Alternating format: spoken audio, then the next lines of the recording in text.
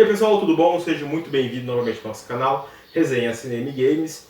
E hoje, pessoal, vamos falar de um grande clássico dos anos 80. Para mim, um dos maiores dos anos 80, porque anos 80 tem muita coisa boa. É uma trilogia, estou falando de Volta para o Futuro. Só que antes, pessoal, da resenha, por favor, se inscreva no canal se você não é inscrito. Muito obrigado aos novos inscritos. Deixe seus comentários sobre o filme, sobre esse grande clássico do cinema. Deixe seu like, porque isso nos ajuda, nos fortalece muito. E por favor, compartilhe com aquele amigo que você acha que gosta de cinema, um cinema um pouco mais antigo às vezes, né, como nós gostamos. E ative a sineta, porque assim você está sempre recebendo novas notificações no canal também. Ok? Vamos à resenha então. O filme, na verdade, tem algumas curiosidades. Na verdade, ele foi escrito, roteirizado pelo Bob Gale e por Rob Zemeckis. O Zemeckis também foi diretor do filme. O Bob Gale, na verdade, em uma conversa com o Zemeckis nos inícios dos anos 80, ele falou que foi visitar o pai dele, num outro estado que o pai dele morava. E o americano tem muito aquela coisa de guardar coisas antigas no porão da casa. Ele estava procurando algo lá e acabou encontrando o high school americano. Eles guardam, né, aqueles livros de escola, faz de dedicatório com foto de cada aluno e tal, uma coisa do americano. Ele achou do pai dele na época, ele descobriu que o pai dele foi o orador da turma da formatura, enfim, o pai dele era envolvido, presidente de turma, enfim. Aí ele começou a imaginar, conversando com o Zé, caramba, né, eu não tenho nada a ver com esse perfil igual ao do meu pai. Como é que seria eu, por exemplo, na época de escola, sendo colega do meu pai? Eu acho que isso não daria muito certo, não. Seria uma coisa bem complicada, até pelas minhas características e pela característica que meu pai tem. Aí o Zemeckis achou legal esse bate-papo entre eles e tal, e teve uma ideia. Caramba, né? Imagine só se nós fôssemos amigos dos nossos pais na época de escola, com 17 anos, 16 anos, né? Que é o ensino médio mais ou menos. E a nossa mãe? Se a nossa mãe, como era a nossa mãe nessa época? Nossa mãe, às vezes, isso falando, lógico, no início dos anos 80. É diferente a criação de hoje, com certeza. Ele falando, por que nossas mães... Hoje, minha mãe me criou toda rigorosa, tal, isso pode e tal. O Zemeckis falou, como será que era minha mãe no high school? E surgiu a ideia, conversando, daí que iniciou a ideia de Volta para o Futuro. No primeiro filme eles voltarem, o Martin voltar para o passado, na época dos pais deles serem ainda estudantes. A premissa, a ideia do filme surgiu dessa conversa. E não era um DeLorean, na verdade, acho que a maioria deve ser essa história. Na verdade, o Zemeckis, a ideia dele era fazer uma geladeira para o Mark Fly poder voltar no tempo, ou ir para o futuro também. Só que o Steven Spielberg, que era um dos produtores da época, falou que não, melhor não, porque é um filme que nós podemos pegar toda a família, a criança vai assistir, não vai dar muito certo, pode acontecer um acidente.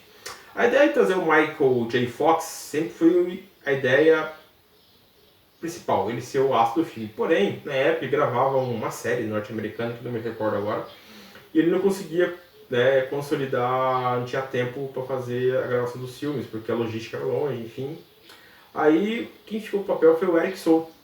Só que o Eric Stoltz, ele não tinha muita química com o Martin McFly, ele era um cara mais sério. O Martin é um garoto jovem, todo brincalhão, sorridente, de piada, enfim. E o Zemeckis, eles tinham filmado já praticamente um terço do filme, porém não estava legal. O Zemeckis não estava gostando daquele trabalho. O Eric Stoltz também não estava gostando do filme, do jeito que ele estava atuando, ele não estava entregando tudo. Eles chegaram a um acordo, produtores com o Eric Stoltz, que ele preferia rescindir o contrato e não continuar as filmagens. Foi quando o Spielberg conversou com o Michael J. Fox, ele toparia fazer o filme. Lógico, com isso teve que aumentar o orçamento, por causa que já tinha filmado quase um terço das cenas do Martin, teve que refilmar tudo novamente, uma grande logística. O Michael J. Fox fala que foi um momento da vida dele muito louco, porque ele teve que consolidar um período do dia, a filmagem do filme, 2 vezes na semana tinha que filmar a série que ele já filmava, enfim, foi uma época muito turbulenta, ele diz, mas o resultado acho que valeu muito a pena, porque esse grande clássico do cinema, De Volta para o Futuro. Então vamos à resenha do filme. É um filme norte-americano de 1985. Ele foi dirigido por Robert Zemeckis e escrito por Zemeckis em parceria com Bob Gale. No elenco nós temos o Michael J. Fox como Marty McFly, Christopher Lloyd como o Dr. Emmett Doc Brown, a Leah Thompson como Lorraine Baines McFly, Crispin Glover como George McFly, Thomas F. Wilson como Biff Tannen, temos a Claudia Wells como Jennifer Parker, Jamie Stockham como Gerald Strickle e Mark McClurry como Dave McFly, e finalizando Andy Joe Sperber como Linda McFly, os irmãos, né, do Martin McFly. O Martin, ele é um adolescente que vive com sua família sem vida e sem ambição na cidade de Will Valley, Califórnia. E o pai dele, pessoal, o George, ele é constantemente intimidado por seu supervisor no trabalho, que é o Biff Tannen. E a sua mãe é uma dona de casa infeliz, a Lorraine Baines McFly, que está acima do peso e tem um problema sério com bebida. E tem os irmãos do Martin, o Dave e a Linda, que vivem ainda na casa dos pais, trabalhando em subempregos, né? Eles mudam de empregos várias vezes, um bico aqui, um bico ali, nada muito grande. E almejando alcançar seu grande sonho, que é se tornar um astro do rock, Martin e sua banda fazem um teste para tocar em uma festa da escola. Só que acabam sendo rejeitados. Apesar, né, de não dar certo, a namorada de Martin, a Jennifer Parker, o encoraja sempre a nunca desistir dos seus objetivos e sempre acreditar no futuro que eles possam ter. E no jantar daquela noite, Lorraine conta à família que ela e George se apaixonaram quando seu pai o atropelou na rua. No caso, o avô do Martin, que era a madrugada do dia 26 de outubro de 1985. Martin encontra seu amigo, né, o cientista Dr. Emmett Brown, no Twin Pines Mall, a 1h15, a pedido do doutor. E lá ele revela ao rapaz um DeLorean DMC-12 modificado para se tornar a grande máquina do tempo. E com o DeLorean ele consegue fazer um deslocamento temporal do veículo, que é acionado quando a máquina atinge 88 milhas por hora de velocidade. É providenciado por um aparato chamado capacitor de fluxo, que na verdade ele exige 1,21 gigawatts, providenciado por fissão nuclear. Só que ele tem detalhe, né, pessoal? Para ele conseguir essa fissão, ele precisa de plutônio. E para conseguir o plutônio para abastecer o reator, o doutor acabou enganando os terroristas líbios que queriam que ele construísse uma bomba nuclear. E após um teste com seu cachorro, o Dr. Brown se prepara para viajar para o futuro. Quando os líbios aparecem e acabam matando os cientistas a tiros e metralhadoras, quando eles chegam, né, com uma Kombi e tal.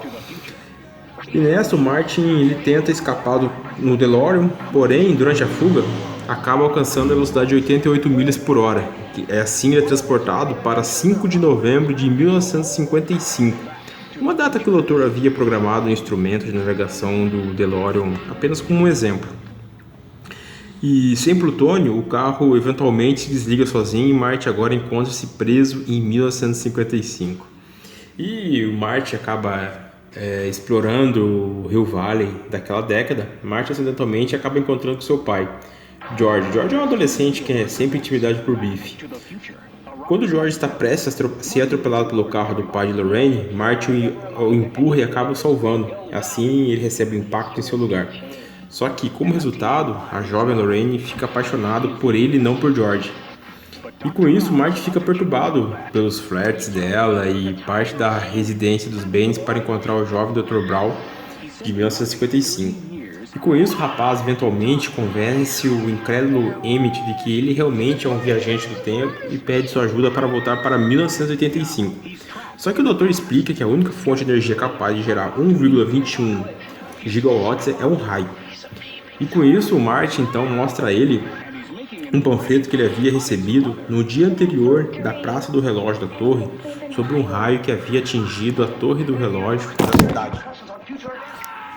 E com isso, acaba desativando e, desde então, o panfleto indica que um raio iria atingir o relógio da Corte Judicial de Rio Valley no sábado seguinte, às 22h04.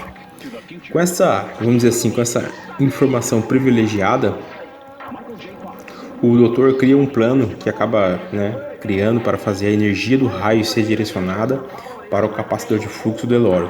Só que, todavia, os dois observam uma complicação ao ver a imagem dos irmãos de Martin desaparecendo de uma foto. E o Martin associa o que? Pediu que seus pais se encontrassem e comprometeu a existência dele e de toda a sua família. E durante toda a semana seguinte, Marty tenta consertar o paradoxo temporal e salvar seu futuro com seus pais. Porém, ele só consegue que o interesse de Lorraine por ele vá gradativamente aumentando.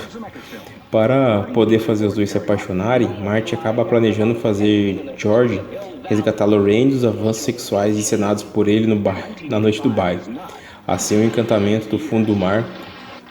Só que, entretanto, o plano não ocorre exatamente como planejado, já que Marty é interrompido por um embriagado Biff que inesperadamente acaba surgindo.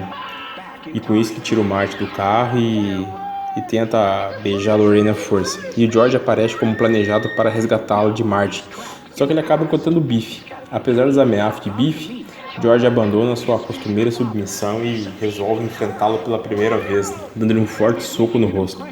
Assim ele acaba deixando inconsciente. E Lorraine e George vão para o bar onde eles se beijam pela primeira vez, assegurando a existência de Marty e seus irmãos. Agora, com o futuro salvo, Marty chega à cena do antecipado raio da torre do relógio, onde o doutor está fazendo os preparativos finais. Só que aí o Marty, ele tem a grande noite dele tocando no baile, e acaba tocando Johnny B.